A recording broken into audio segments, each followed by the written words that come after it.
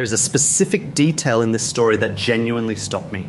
Not the complaint, not the name attached to it, not even the gala where it happened, though the gala matters and I will get to it. It was a number.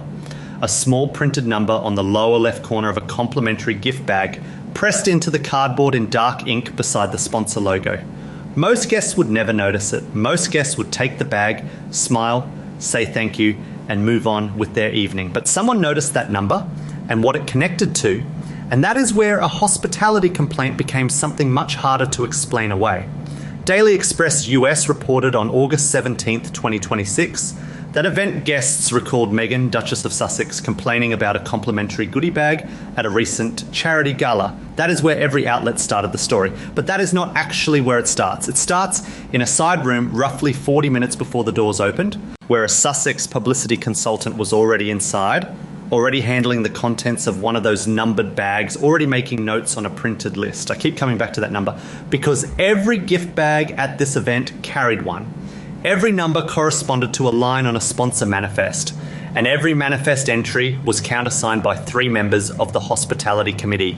The complaint was never just a complaint, it was the opening move in a negotiation the host committee never agreed to enter. And when that negotiation collapsed, it left behind 3 documents that tell you everything. The manifest, the withheld thank you draft, and the original substitution request. What those 3 documents reveal, laid out in order, is the distance between gratitude as a public image and gratitude as a private transaction. Here is what the Sussex side would tell you if you asked, and it is worth hearing clearly before we go any further. The consultant was doing a job. High-profile guests receive tailored hospitality at major charity events routinely. That is not controversial. It is reportedly a standard part of managing appearances for someone whose every public moment is photographed, analysed, and monetised by dozens of outlets worldwide. If a product in the bag clashes with an existing brand partnership, the consultant flags it. If a skincare sample competes with a line the client has publicly endorsed, that creates a real problem in photographs. And if a sponsor relationship could be strengthened through a brief private introduction at the event, that is relationship management, not pressure. The gratitude post, and there was a gratitude post drafted and formatted and ready for publishing, would have generated genuine, measurable engagement for the sponsor. Tens of thousands of impressions. Comments, shares, real traffic to the sponsor's page. It was not a threat, it was an offer, and a valuable one. The substitution request was a professional suggestion, the kind that happens at upper-tier galas, where high-profile guests attend and where every visible detail matters. The consultant was protecting her client. She was also, in this reading, protecting the sponsor from an awkward product mismatch that could generate negative attention. That version holds together. It is coherent. It explains each step as competent brand management in a world where these negotiations happen constantly. That is one version. Here is the other. The event hospitality chair saw something different unfolding, and she saw it early. She saw a consultant arrive 40 minutes before any guest, gain access to a restricted preparation area using a red hospitality credential, and begin physically handling the contents of a numbered gift bag before a single invitation had been checked at the door. She saw a written list requesting product substitutions, 3 specific brands to be removed, 2 specific brands to be added in their place, with the replacement brands named by product line and size. She saw a request for a private meeting with the lead sponsor representative to take place before the consultant's client departed the event, scheduled tightly between the main course and the closing remarks. And then she saw something she was not supposed to see until much later, a drafted social media thank you post that had been withheld. Not forgotten, not delayed by a scheduling conflict, deliberately held back, with a placement condition attached in a forwarded email thread that the consultant's assistant had failed to trim. The same consultant who wanted better products in the bag was simultaneously offering to praise the existing products publicly, but only for a price. That contradiction is genuinely the center of everything that follows. And the numbered bag is how it got caught. Let me take you into the side room, because that is where the first move happened, and the details matter. This was a windowless staging area off the main service corridor, maybe 12 feet by 15, with a long table covered in white linen. 42 gift bags sat in numerical order, each sealed with a branded ribbon, each containing the same listed items. a hand-poured scented candle from the lead sponsor, a small leather accessories case in dark green, a sample set from a British skincare line, a handwritten note from the event chair on cream card stock, and a printed program card listing the evening's speakers. The bags were arranged by number. The consultant entered alone at 5:22, carrying a leather portfolio and a single printed page. She closed the door behind her. According to the Hospitality Committee's later account, based on timestamps from the corridor security log and the condition of the bags when the chair arrived 19 minutes later, the consultant opened bag number 14. She removed each item and laid them out in a row on the linen.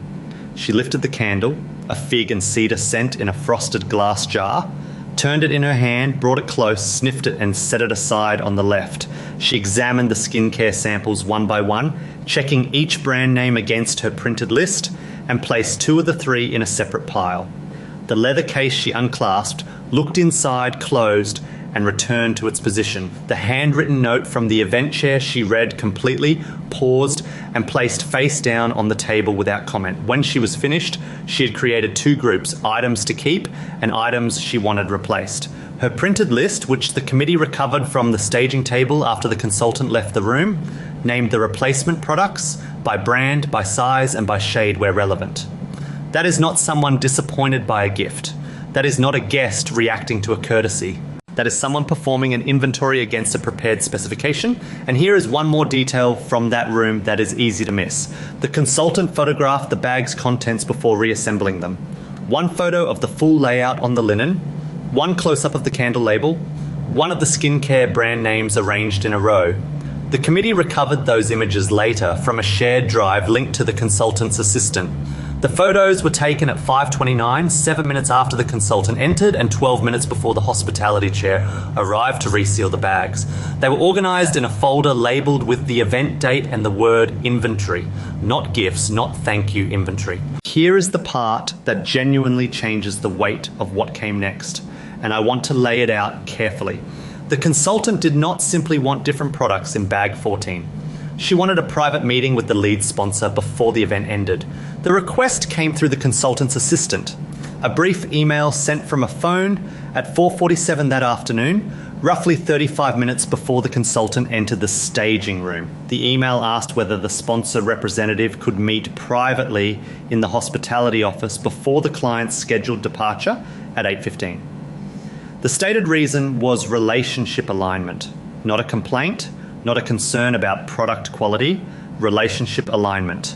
The hospitality chair received that email at 4:51 and read it twice. She then made a decision that altered the trajectory of the entire evening. She froze every customised item.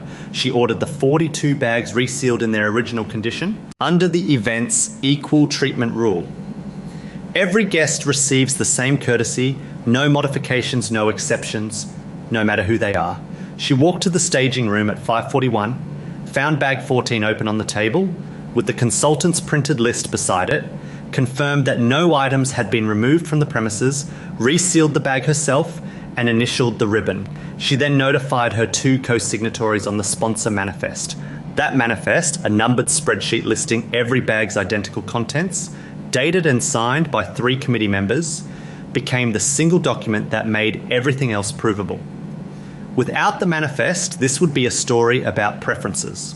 With the manifest, it became a story about leverage. If you are finding this worth following, take a second to hit the like button, because what the committee discovered next in that hospitality office changes the entire meaning of the complaint, and I have not gotten to the forwarded email thread yet. The sponsor meeting never happened the way the consultant planned. Instead of a private introduction between the Sussex consultant and the sponsor representative, what took place in the hospitality office at 6:20 that evening was something else entirely. Quiet, procedural, and devastating in its specificity. Here is the sequence as the committee described it. The consultant's assistant had sent a follow-up message at 5:31, 40 minutes after the original meeting request, and 9 minutes after the consultant entered the staging room. The follow-up attached a drafted social media thank you post. The draft was polished, it praised the event warmly, it praised the sponsor by name, it included a photograph of the gift bag, The same bag, photographed in the staging room that afternoon, ribbon intact, candle visible at the top, and used language that anyone in brand partnership would recognise as high-value endorsement material. Authentic tone. Personal framing. High engagement potential. The post was ready to publish, but in the forwarded email thread below the draft, visible because the assistant had not trimmed the chain before sending, was a single paragraph from the consultant to the assistant, sent at 3:15 that same afternoon. The committee's account describes the paragraph in close detail. It read something very close to this: hold the post until the sponsor confirms placement at the next quarterly event. If they confirm, the post goes live within the hour. If they do not confirm, we revisit the relationship before committing any public content. The committee chair read that paragraph aloud in the hospitality office at 6:25. 3 committee members examined the printed email chains side by side. The room, according to one member who spoke to colleagues afterward, was silent for several seconds. The sponsor representative who was present and who had until that moment believed the thank you post was a genuine courtesy asked the consultant's assistant directly, "Can the post go live regardless of the placement decision?" The assistant stepped into the corridor to relay the question by phone. When the consultant responded, her answer was 2 words: placement first. And those 2 words converted a drafted expression of gratitude into a conditional transaction. What matters here is the full sequence, because each step alone looks defensible, and the consultant would tell you that. The substitution request came first, a product preference, nothing more. Then the sponsor meeting request, a networking opportunity.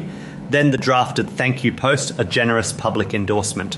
Then the withheld publication, a scheduling decision. Each step on its own can be explained, but laid out in order with the placement condition visible at the bottom of the forwarded thread. The sequence reveals a pattern. The consultant was building a negotiating position. The gift bag was the entry point. The meeting request was the escalation. The thank you post was the leverage. And the withholding was the price. The bag itself was never the real issue. The bag was the door. And what the consultant was trying to walk through that door toward was a quarterly placement deal that would extend far beyond one evening's candle and skincare samples. Here's the part that lands hardest, and it is worth sitting with before moving on. The consultant had already approved a version of the gratitude post. According to the email thread the committee recovered, a draft of the thank you was reviewed and approved by the consultant on the afternoon before the event, before she ever entered the staging room, before she opened bag 14, before she sniffed the cedar candle and set it aside, before she compiled her substitution list against that printed specification sheet. The gratitude was already written, the warmth was already formatted, the sponsor's name was already there. Praise